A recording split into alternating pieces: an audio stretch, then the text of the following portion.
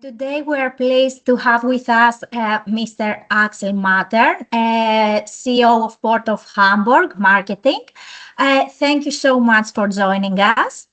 In this interview, we will explore how the Port of Hamburg is navigating a competitive marketing, leveraging technology and digitalization, strengthening international partnerships, and shaping the future of green logistics.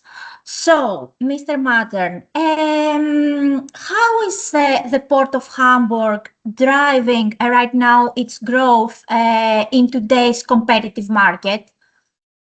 Yeah, welcome from my side. And yeah, that's a difficult thing to do. It's very complex because we have a very special worldwide situation where we are in.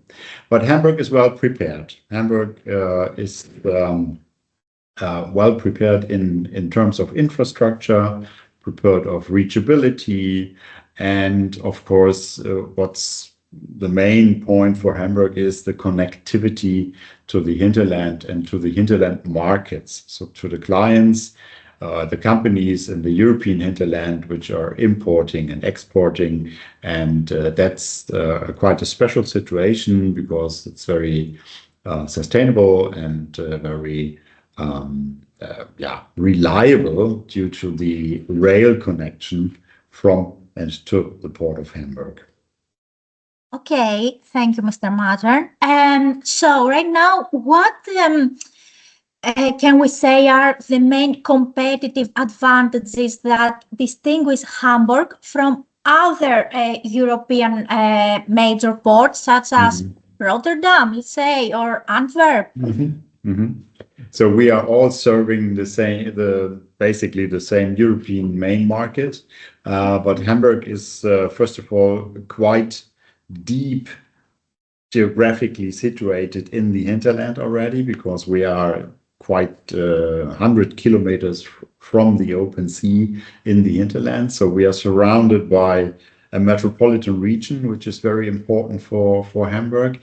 And what I said before, the connectivity from the Port of Hamburg. So Hamburg is the biggest European rail port, and more than 50% of the cargo being transported from and to the port is being transported by rail.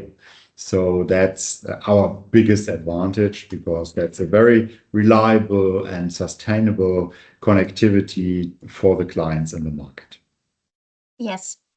Okay, thank you. The Port of Hamburg is often referred to as a smart port. Could you share with us the latest technological advantages being implemented and how AI and automation are being leveraged to enhance efficiency, resilience, and overall performance? Of course, Hamburg started quite early being a smart port and living this idea of smart port, so connecting everything which is in the port. If you take the example of data communication system, for example, this was already established in the Port of Hamburg in the early 80s. So in the early 80s, the Port of Hamburg started a data communication system in a, of course, very rural but digital way. And so the digitalization of port and data communication started in the early 80s and is long time already fully paperless, and already also completely includes the customs, the veterinarian, all the dangerous goods, and so on and so on. Everything is digitalized in the Port of Hamburg since years. So that's one example, but especially also connecting the stakeholders in the port has been a duty long ago already. Also, not only logistics and infrastructure connecting together, also energy, and also using energy from from industry, for example. And that's very smart, because when you have production in the port, you can use the heat or the water or whatever is being produced from this industry for the grid or for others in the port, in order to be perfectly connected at that respect. So Hamburg started very, very early to be a smart port, and is a kind of front runner in that respect. Okay, I understand. So right now about green logistics, as we said before, how is the port preparing from the growing demand for alternative fuels and green logistics corridors? So we are very active and have already established several green shipping corridors and MOUs with shipping lines, with other ports. We have done that. But of course, you have to be prepared for this. I mean, the port has already started to be prepared in respect of to be able to supply all these different stuff. And that's very important, of course. And it's for a port, it's quite complex, because it's infrastructure and you have to build something without having a business case upfront. So the Port of Hamburg, and especially the city of Hamburg, made the first step, and we have by today we have nearly every berth connected with onshore power supply already, and that's there we have front runner in Hamburg as well. And of course, we are trying to be able to supply each and every alternative fuel and whatever may come, even if it's just in small portions right now. Yes, okay, thank you. So, about collaborations right now, are there any major collaborations or investments planned to strengthen Hamburg's position as a hub for intermodal transport right now? No, of course.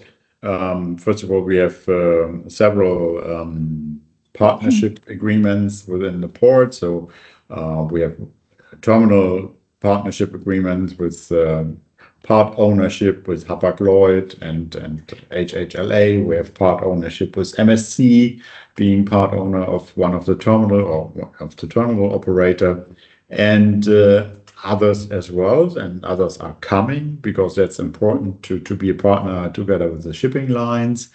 And of course, also in terms of intermodal transport. So Hamburg is an open rail port, so we have an open infrastructure, and we have more than 170 rail operators operating on the Hamburg rail infrastructure, and that's the idea behind it, to be open for that. Okay, this is very important. Given the disruptions caused by geopolitical and trade shifts, how is Hamburg adapting to maintain its resilience and reliability? Yeah, of course. I mean, as a port, you have to be in a long-term thinking and long-term investing. So we try to be as optimized as possible in terms of being prepared for infrastructure. So our idea is, if we can offer infrastructure for the market and for the clients, they are hopefully happily using this infrastructure.